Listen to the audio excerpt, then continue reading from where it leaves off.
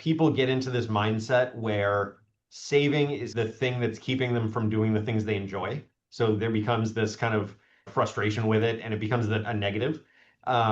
There's an advisor, his name is Nick Majuli. He once said it's basically don't worry about the $5 decisions, worry about the $50,000 decisions, right? If you can get housing, transportation, and education right, that's most of the issue for a lot of people. They buy a house they can't afford, they buy a car they can't afford, they end up in debt from student loans. If you can focus on the big stuff that really has a major impact on your financial future, it's not the Starbucks coffee for $5, right? That's kind of just misleading for a lot of people. I think in my mind, the biggest thing is set up the automated savings piece, right? So that the saving happens automatically. You don't have to think about it. That gets it out from under this kind of negative connotation.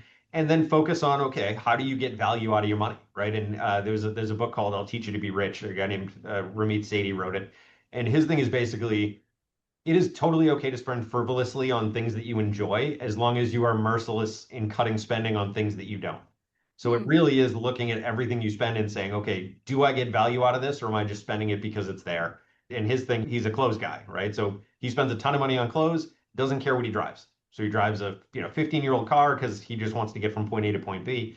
For some people, it's the opposite. Some people are car people. So they care a lot about what they drive. They don't really care about clothes. So it's Hmm. really everybody's a little different, but it's figuring out that balance between how do I automate my savings so that I don't really have to think about it? And how do I make it not feel like savings is what's keeping me from enjoying life?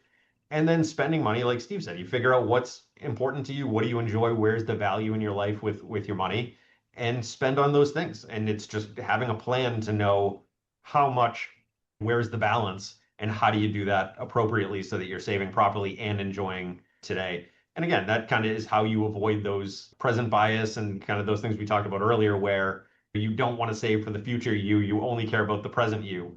So it's all about automation, really.